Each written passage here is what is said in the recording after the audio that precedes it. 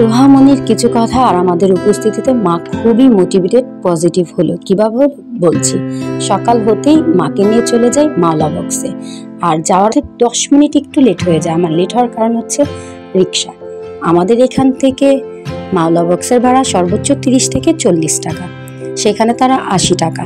যাই হোক, পৌঁছাইতে যেহেতু আমার 10 মিনিট লেট, তাই 10 নম্বর সিরিয়ালেই পড়ে গিয়েছিলাম। তো পৌঁছাতে মাকে তারা প্রথমে একটা মেডিসিন দিয়ে দেয়, মেডিসিন দিয়ে মাকে বেডে শোয়া রাখে। এর মাঝে আমার বোন পৌঁছে যায় তার 2 মেয়েকে নিয়ে। তো ওইখানে বাচ্চা অ্যালাউ না, যেহেতু চোখের বিষয় খুবই সেন্সিটিভ, তাই ওদের নিয়ে আমি মাওলা বক্সের ছোট্টখাটো যে একটা বাগান আছে সেই বাগানে হাঁটছিলাম। আর তোহা তাই এবার সর্বোচ্চ চেষ্টা করছিল আমার মনটা ভালো রাখার জন্য। মানুষ বলে যে আপনি যদি সুস্থ থাকতে চান বা খুব আনন্দে থাকতে চান তাহলে বাচ্চাদের সাথে থাকেন। আর আলহামদুলিল্লাহ আমার ঘর তো ফুলের বাগান। আর এই যে তোহা বড়জন, তোহা কিভাবে মোটিভেটেড হলো, আমার মা ভয় পাচ্ছিল ওটিতে যাওয়ার কথা শুনে। কারণ হচ্ছে মায়ের এর আগেও ব্রেন টিউমারের অপারেশন হয়েছিল, কিন্তু সাকসেস হয়নি, যার কারণে মা এখনও সাফার করছে। বাট তোহা মাকে যখন এই কথাটা বললো, নানু তুমি ভয় পেও না, দেখো না এই যে আমার বুক সম্পূর্ণ ফাড়া, ওপেন হার্ট সার্জারি হয়েছে, আমি সুস্থ হয়ে ঘরে ফিরেছি, ইনশাল্লাহ তোমারও কিচ্ছু হবে না, তুমি ঘরে ফিরে আসবে। মায়ের মানে তোহার এই কথাটা মা যে কি কতটা আনন্দিত এবং কতটা মোটিভেটেড হয়েছে বলে বোঝানোর মতো না। এত ছোট বাচ্চা কি সুন্দর করে বুঝিয়ে দিল। এর মাঝেই ডাক্তার আমাকে খাবার একটা তালিকা দিয়ে দিল, মা কি খেতে পারবে। আর মা যেহেতু ডায়াবেটিসের রোগী, একবেলাই খাবার খায়, ভাত। তো আমি নিচে চলে গেলাম মায়ের জন্য ভাত আনতে। আর ভাতে যা যা প্রয়োজনীয় 1 টাইম প্লেট, গ্লাস, টিস্যু, পানির বোতল যা যা লাগে সব নিয়ে আসলাম। আর আসতেই এদিকে তোহার তাই এবার দুপুর হয়ে যাচ্ছে। তাই আমি বলতেছি, মা তোমরা চলে যাও। বলে না আমরা তো যাবো না, নানুকে সাথে করে নিয়েই যাব। এর মাঝে এক ডাক্তার বলতেছিল, না তোমরা চলে যাও, নানুকে রেখে দেবো। বলে না আমার নানুকে রেখে যাব না, আমরা সাথেই নিয়ে যাব।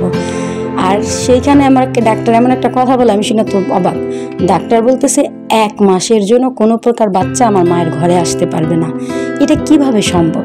আমার ঘর তো আলহামদুলিল্লাহ ফুলের বাগানে ভরপুর বাগিচা, সেখানে আমার ঘরে বাচ্চারা আসতে পারবে না, এটা কি হতে পারে? যাই হোক, আমাদের ঘরের বাচ্চাগুলো খুবই মানে বুঝের, আলহামদুলিল্লাহ ব্লেসিং। তো এর মাঝে খাবার এই যে নিয়ে আসলাম, নিয়ে এসে মাকে খাবার খাইয়ে দিলাম। খাবার খাওয়া শেষের মাঝে সিস্টাররা এসে বলতেছে ওনার চুলটা খোপা খুলে বেনি করে দেন। বেনি শেষে তারা একটা কস্টিউম দিয়ে গেল মাকে উটির পোশাক পরানোর জন্য। পোশাক পরিয়ে দেন মাকে বিছানা শোয়াতে এর মাঝে ছোট ভাইয়া আর ছোট ভাবি চলে আসে।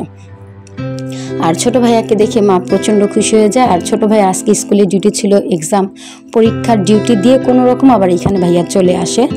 আসার পরে আর আমার মায়ের 5টা সন্তান, মানে মনে হয় তার এক মুষ্টি একদম শক্তি, তার 5টা সন্তান যদি পাশে থাকে। মা দেখে তো মহা খুশি, আমার সন্তান আমার কাছে। তো যাই হোক, মা যে ওটির জন্য একদম প্রিপেয়ার। আর এর মাঝে মাঝে তারা কি করছে, একটু একটু করে ড্রপ এনে দিচ্ছে। আর ওই যে একটা লিস্ট দিয়ে দিয়েছে, 1 মাস জোরে কথা বলা যাবে না, গোসল করা যাবে না।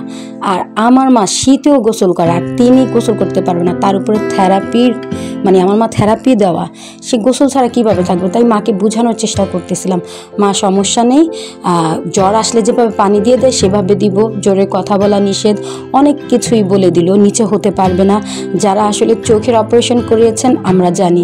এর মাঝে সিস্টার চলে আসে মাকে নেওয়ার জন্য। আর ওই যে গরম লাগতেছিল, মা মাথার টুপিটা খুলে ফেলছে, এই জন্য আবার উঠে ছোট ভাবি সিস্টার মিলে টুপিটা পরিয়ে দেয়। দেন ছোট বোন, ছোট ভাইয়া, ছোট ভাবি, এরা কিন্তু আমার কেউ ছোট না, আমরা যা ছোট বলি, ওনারা সাথে নিয়ে যাচ্ছিল ওটিতে করে।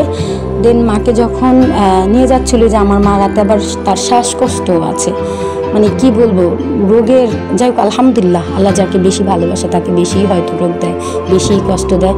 ভাইয়া মাকে ধরে ধরে একদম শিশু বাচ্চার মতো নিয়ে যাচ্ছিল, কারণ আমার মা একেবারেই চোখে খুবই খুবই কম দেখে। আর মায়ের অপারেশনটা একটু সমস্যা জটিল ছিল, কারণ হচ্ছে যেই নার্ভস দিয়ে আলো আসে সেই নার্ভসের উপরে ব্রেন টিউমার, দেন 2বার স্ট্রোক করেছে, যার কারণে কিছুটা জটিল, খুবই সেন্সিটিভ। তো ডাক্তাররা বলেছে একটু বেশি কেয়ার করতে হবে তার ব্যাপারটা। এই তো মানে এটি ভাবতেছি এর মাঝে ওটিতে ঢুকে। আর ওইখানে যে আমি স্টিল দাঁড়িয়েছিলাম, আমার মনে হচ্ছে দিন শেষ হচ্ছে না, সামান্য ছোট্ট একটা অপারেশন, বেশি সময় লাগে না, কিন্তু আমার কাছে খুব বড় লাগতেছিল, কারণ ওই যে সেন্সিটিভ অনেক জটিল বিষয় বলে দিয়েছে। যাই হোক অবশেষে মাকে ওটি থেকে বের করে নিয়ে আসা সবাই আমার মায়ের জন্য দোয়া করবেন, তিনি যাতে খুব দ্রুত সুস্থ হয়ে যান। আমিন।